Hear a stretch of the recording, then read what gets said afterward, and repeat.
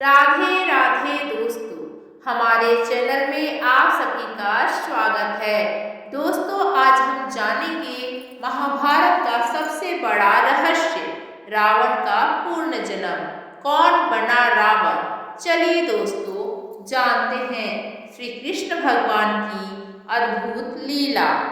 सुनो सुनो, एक ऐसी गाथा सुनो जो युगों को लांघ जाती है, जो त्रेता की धुइयों को द्वापर की धूल से मिलाती है। यह कहानी है एक अंत की, जो एक नए आरंभ का बीज थी। यह कथा है उस प्रचंड अहंकार की जिसने श्री राम के हाथों मोक्ष पाया, पर जिसकी राख से एक और ज्वाला भड़कनी शेष थी। यह रहस्य है उस आत्मा का जिसने शरीर तो त्यागा पर वैर नहीं, जिसने योनि तो बदली पर अपनी नियति नहीं। क्या आपने कभी सोचा है कि जिस रावण को श्री राम ने अपने बाणों से भेद कर परम धाम का मार्ग दिखाया, वह महाज्ञानी, वह शिव भक्त, वह 10 शीशों वाला असुर सम्राट, क्या उसका अस्तित्व वहीं समाप्त हो गया? नहीं, इतिहास की नदियां एक ही सागर में मिलती हैं और कर्मों की श्रृंखला जन्मों तक पीछा नहीं छोड़ती। यह कथा आपको उस अदृश्य धागे से परिचित कराएगी जो रामायण और महाभारत को एक साथ पिरोता है। यह उस प्रतिशोध की कहानी है जो एक नए रूप में, एक नए समय में, एक नए शत्रु के समक्ष खड़ा हुआ। तो अपने हृदय के द्वार खोल लीजिए और चलिए हमारे साथ समय की उस यात्रा पर, जहां हम देखेंगे कि कैसे त्रेता का रावण द्वापर में श्री कृष्ण की लीला का एक महत्वपूर्ण पात्र बनकर जन्मा। यह केवल एक पूर्ण जन्म की कहानी नहीं, यह धर्म, कर्म, मोक्ष और भगवान की असीम कृपा की वह अद्भुत लीला है जिसे सुनकर आपका मन और आत्मा दोनों ही एक नई श्रद्धा से भर जाएंगे। यह कथा उस महासत्य को उजागर करती है कि ईश्वर की दृष्टि में शत्रुता भी एक प्रकार की भक्ति है, यदि वह पूरी निष्ठा से निभाई जाए। यह कथा आरंभ होती है वैकुंठ के उस दिव्य द्वार से, जहाँ न कोई शोक है न कोई भय, जहाँ केवल आनंद और श्री हरि नारायण की उपस्थिति का शाश्वत प्रकाश है। उस वैकुंठ के दो अचल अटल द्वारपाल थे, जय और विजय, जो भगवान विष्णु की सेवा में सदैव तत्पर रहते थे। उनका तेज ऐसा था कि देवता भी उनसे भय खाते थे। एक दिवस सृष्टि के आरंभ में ब्रह्मा जी के मानस पुत्र 4 संत कुमार, जो अपनी तपस्या के बल पर सदैव बालक रूप में ही रहते थे, भगवान विष्णु के दर्शनों के अभिलाषा लेकर वैकुंठ पधारे। वे चारों कुमार अपने तपोबल से तीनों लोकों में कहीं भी आ जा सकते थे, पर जब वे वैकुंठ के 7वें द्वार पर पहुंचे तो जय और विजय ने उन्हें रोक लिया। उन्होंने उन बाल ऋषियों को साधारण बालक समझकर भीतर जाने से वर्जित कर दिया और कहा कि भगवान अभी विश्राम कर रहे हैं। संत कुमारों ने समझाया कि भगवान के भक्त हैं और उनकी गति कहीं नहीं रुकती, पर जय और विजय अपने अहंकार में चूर थे। उन्होंने द्वार पार होने के अपने पद का अभिमान किया और ऋषियों का तिरस्कार कर दिया। इस अपमान से संत कुमारों को क्रोध आ गया और उन्होंने उसी क्षण श्राप दे दिया। अरे मूर्खो, तुम भगवान के समीप रहकर भी समदर्शी न हो सके और अहंकार में डूब गए। इस पवित्र वैकुंठ में तुम्हारे जैसे अहंकारी का कोई स्थान नहीं। जाओ, हम तुम्हें श्राप देते हैं कि तुम पाप योनि में अर्थात पृथ्वी पर जन्म लोगे। श्राप के वचन सुनते ही जय और विजय का अहंकार चूर चूर हो गया। वे भयभीत होकर ऋषियों के चरणों में गिर पड़े और क्षमा याचना करने लगे। कोलाहल सुनकर सब भगवान विष्णु माता लक्ष्मी के साथ द्वार पर पधारे और संत कुमारों से अपने पार्षदों की ओर से क्षमा मांगी। भगवान के विनम्र वचन सुनकर ऋषियों का क्रोध तो शांत हो गया, पर श्राप वापस नहीं हो सकता था। तब भगवान विष्णु ने अपने प्रिय पार्षदों को एक विकल्प दिया। हे जय विजय, या तो तुम मेरे भक्त के रूप में 7 जन्मों तक पृथ्वी पर रहो, या फिर मेरे घोर शत्रु के रूप में 3 जन्मों तक। इन 3 जन्मों में मैं शिव अवतार लेकर तुम्हारा संहार करूंगा और तुम्हें मुक्ति प्रदान करूंगा। भगवान से एक क्षण का वियोग भी असहनीय न था। 7 जन्मों तक उनसे दूर रहने की कल्पना मात्र से जय और विजय कांप उठे। उन्होंने सोचा कि शत्रु बनकर ही सही, कम से कम भगवान का स्मरण तो निरंतर बना रहेगा और उनके ही हाथों मृत्यु पाकर शीघ्र वैकुंठ वापसी होगी। इसलिए उन्होंने 3 जन्मों तक भगवान के शत्रु बनने का कठिन विकल्प चुना। इस श्राप के फलस्वरूप सतयुग में जय और विजय का पहला जन्म हिरण्यकशिपु और हिरण्याक्ष नामक दैत्यों के रूप में हुआ। हिरण्याक्ष ने पृथ्वी को ले जाकर पाताल में छिपा दिया। तब भगवान विष्णु ने वराह अवतार लेकर उसका वध किया और उसका भाई हिरण्यकशिपु, जो शिव को ईश्वर मानता था और अपने ही पुत्र प्रहलाद पर अत्याचार करता था, उसका वध करने के लिए भगवान ने नरसिंह अवतार लिया और उसे मुक्ति प्रदान की। युग बदला, त्रेता युग आया और इन्हीं दोनों द्वारपालों का दूसरा जन्म प्रकांड विद्वान, महापराक्रमी किंतु अहंकारी रावण और उसके भाई कुंभकर्ण के रूप में हुआ। रावण ने अपनी शक्ति और ज्ञान के मद में धर्म की सभी मर्यादाओं को लांघ दिया। उसने माता सीता का हरण किया, जिसके परिणाम स्वरूप भगवान विष्णु को श्री राम के रूप में अवतार लेना पड़ा। लंका के महायुद्ध में श्री राम ने रावण और कुंभकर्ण का संहार किया। यह वध केवल एक शत्रु का अंत नहीं था, बल्कि यह भगवान के हाथों अपने भूले हुए पार्षद को मुक्ति देने की लीला का दूसरा अध्याय था। रावण की मृत्यु के पश्चात उसका अंतिम संस्कार तो हुआ, पर उसकी आत्मा अपने तीसरे और अंतिम जन्म की प्रतीक्षा में भटकती रही, क्योंकि श्राप अभी पूरा नहीं हुआ था। समय का चक्र अपनी गति से घूमता रहा। त्रेता युग समाप्त हुआ और द्वापर युग का आगमन हुआ। धरती पर अधर्म एक बार फिर अपने चरम पर था। तब धर्म की पुनः स्थापना हेतु श्री हरि नारायण ने भगवान श्री कृष्ण के रूप में अपना 8वां अवतार लिया और इसी काल में रावण की आत्मा को अपना तीसरा शरीर धारण करना था। उसका पूर्ण जन्म चेदी देश के राजा दमघोष के यहाँ श्री कृष्ण की अपनी बुआ सूत्रस्रवा के गर्भ से हुआ। इस प्रकार जो त्रेता में भगवान का परम शत्रु था, वह द्वापर युग का भाई बनकर जन्मा। बालक का जन्म सामान्य नहीं था, वह बड़ा ही विचित्र और भयावह था। उसके जन्म के समय 3 आंखें और 4 भुजाएं थीं। अपने पुत्र का ऐसा राक्षसी रूप देखकर राजा दमघोष और रानी सूत्रस्रवा अत्यंत भयभीत और चिंतित हो गए। उन्होंने उस बालक का त्याग करने का मन बना लिया, किंतु तभी एक आकाशवाणी हुई, इस बालक का त्याग मत करो, यह बहुत वीर और प्रतापी होगा।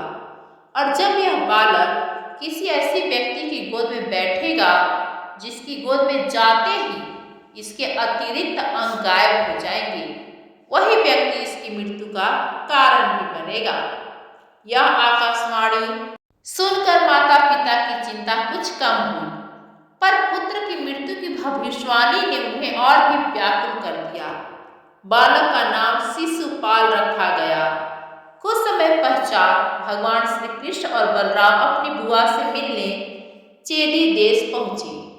बुआ ने स्नेहवश शिशुपाल को बारी बारी से सभी की गोद में दिया। जैसे ही बालक श्री कृष्ण की गोद में आया, चमत्कार हुआ। उसकी तीसरी आंख और अतिरिक्त 2 भुजाएं विलीन हो गई और वह एक सामान्य बालक के रूप में दिखने लगा। यह देखते ही शिशुपाल की माता को आकाशवाणी का स्मरण हो आया। और वह भय से कांप उठी। उन्हें ज्ञात हो गया कि उनके पुत्र का वध किसी और के नहीं बल्कि उनके अपने भतीजे श्री कृष्ण के हाथों ही निश्चित है। उन्होंने रोते हुए श्री कृष्ण से अपने पुत्र के जीवन की भीख मांगी। श्री कृष्ण अपनी बुआ को दुखी नहीं देख सकते थे, पर वे विधि के विधान को टाल भी नहीं सकते थे। इसलिए उन्होंने अपनी बुआ को एक वचन दिया, बुआ, मैं तुम्हारे पुत्र के 100 अपराध क्षमा करूंगा। ऐसे 100 अपराध जो मृत्यु दंड के योग्य होंगे, मैं उन्हें भी अनदेखा कर दूंगा। किंतु जैसे ही यह अपनी सीमा लांघ कर 101वां अपराध करेगा, मैं इसे दंड देने के लिए विवश हो जाऊंगा। यह वचन पाकर माता का हृदय कुछ शांत हुआ। शिशुपाल बड़ा होने लगा। उसके भीतर पिछले जन्मों के संस्कार, विशेषकर रावण का अहंकार और श्री कृष्ण के प्रति स्वाभाविक द्वेष प्रबल होने लगा। वह श्री कृष्ण को अपना परम शत्रु मानने लगा। उसकी शत्रुता तब और बढ़ गई जब श्री कृष्ण ने विदर्भ की राजकुमारी रुक्मणी का हरण कर उनसे विवाह कर लिया, क्योंकि शिशुपाल स्वयं रुक्मणी से विवाह करना चाहता था। वह हर अवसर पर श्री कृष्ण का अपमान करने का मौका नहीं छोड़ता था। उसका अहंकार और अधर्म दिन प्रतिदिन बढ़ते ही जा रहा था। अनंतः वह समय आया जब इस तीसरे जन्म का भी अंत होना था। हस्तिनापुर में सम्राट बनने के बाद युधिष्ठिर ने राजसूय यज्ञ का आयोजन किया, जिसे समस्त भरत खंड के राजाओं, ऋषियों और मुनियों को आमंत्रित किया गया। यज्ञ की एक महत्वपूर्ण विधि थी अग्र पूजा, अर्थात सभा में उपस्थित सबसे श्रेष्ठ और पूजनीय व्यक्ति का सर्वप्रथम सम्मान। भीष्म पितामह ने सर्वसम्मति से इस सम्मान के लिए भगवान श्री कृष्ण का नाम प्रस्तावित किया। उन्होंने कहा कि श्री कृष्ण ही इस सभा में अग्र पूजा के एकमात्र अधिकारी हैं, क्योंकि वे ज्ञान, बल, त्याग और धर्म के साक्षात स्वरूप हैं। पांडव और सभा के अधिकांश राजाओं ने इस प्रस्ताव का समर्थन किया और सहदेव ने श्री कृष्ण के चरण धोकर उनका पूजन किया। यह देखकर शिशुपाल, जो पहले से ही श्री कृष्ण से जलता था, क्रोध से आग बबूला हो उठा। वह अपने स्थान से खड़ा हुआ और भरी सभा में भगवान श्री कृष्ण को अपशब्द कहने लगा। उसने भीष्म पितामह और युधिष्ठिर का भी अपमान किया और श्री कृष्ण को ग्वाला, कुलकलंक, कायर और न जाने कितनी ही गालियां दी। वह बोला, इस ग्वाले में ऐसा क्या है जिसे अग्र पूजा का अधिकारी माना जाए? यहाँ बड़े बड़े तपस्वी और ज्ञानी राजा उपस्थित हैं। उनके होते हुए इस कपटी का सम्मान करना पूरी सभा का अपमान है। श्री कृष्ण भगवान शांत भाव से उसकी गालियों को सुनते रहे और मन ही मन अपने वचन के अनुसार उसके अपराधों को गिनते रहे। सभा में उपस्थित सभी लोग शिशुपाल की इस दुस्साहस से स्तब्ध थे। श्री कृष्ण के शांत मुख को देखकर कोई कुछ न बोला। शिशुपाल की दृढ़ता बढ़ती गई। वह लगातार अपमानजनक शब्द बोलता रहा। जब उसने श्री कृष्ण के 100 अपराध पूरे कर लिए, तब श्री कृष्ण ने उसे चेतावनी दी, शिशुपाल, मेरे वचन के अनुसार तुम्हारे 100 अपराध पूरे हो चुके हैं। अब यदि तुमने एक भी अपशब्द कहा तो वह तुम्हारा अंतिम शब्द होगा। किंतु काल के वश में हुआ शिशुपाल कहाँ रुकने वाला था। उसने अहंकार में चूर होकर श्री कृष्ण को एक और गाली दी, जो उसका 101वां अपराध था। बस उसी क्षण भगवान श्री कृष्ण का धैर्य समाप्त हो गया। उन्होंने अपनी तर्जनी पर अपने दिव्य सुदर्शन चक्र का आवाहन किया। सूर्य के समान देदीप्यमान वह चक्र प्रकट हुआ और श्री कृष्ण के आदेश पर पलक झपकते ही उसने शिशुपाल का शीश उसके धड़ से अलग कर दिया। भरी सभा में हाहाकार मच गया, किंतु तभी सबने एक अद्भुत दृश्य देखा। शिशुपाल के निष्प्राण शरीर से एक दिव्य ज्योति निकली और सबके देखते देखते वह भगवान श्री कृष्ण के श्री विग्रह में विलीन हो गई। इस प्रकार जय नामक उस द्वारपाल को अपने तीसरे और अंतिम जन्म में ही अपने प्रभु के हाथों ही मोक्ष की प्राप्ति हुई। जो आत्मा हिरण्यकशिपु, रावण और अंत में शिशुपाल बने, वह अनंता अपने श्राप से मुक्त होकर पुनः वैकुंठ लौट गए। यह कथा हमें गहन धार्मिक शिक्षा प्रदान करती है। यह सिखाती है कि भगवान की लीला अपरंपार है। वे अपने भक्तों का उद्धार करने के लिए किसी भी रूप में आ सकते हैं। और जय और विजय ने शत्रुता का मार्ग चुना। फिर भी उनका ध्यान 24 घंटे अपने प्रभु पर ही केंद्रित रहा। उनकी शत्रुता भी एक प्रकार की तीव्र भक्ति ही थी, जिसे वैर भाव की भक्ति कहा जाता है। उन्होंने हर जन्म में भगवान को चुनौती दी और हर बार उन्हीं के हाथों मृत्यु पाकर अपने धाम लौटे। यह कथा हमें बताती है कि कर्म का सिद्धांत अटल है, चाहे वह भगवान के पार्षद ही क्यों न हो, उन्हें भी अपने कर्मों का फल भोगना पड़ता है। शक्ति और ज्ञान का अहंकार ही विनाश का कारण बनता है। जैसा रावण के साथ हुआ और जैसा शिशुपाल के साथ हुआ, परंतु भगवान की करुणा और कृपा सबसे बड़ी है। वे अपने आश्रितों को कभी नहीं त्यागते, चाहे वे किसी भी रूप में क्यों न हो। वे अनंता उन्हें अपनी शरण में ले ही लेते हैं। शिशुपाल का वध केवल एक दुष्ट का अंत नहीं था, बल्कि वह एक भटकी हुई आत्मा का उद्धार था, एक श्राप का अंत था और एक दिव्य लीला का समापन था।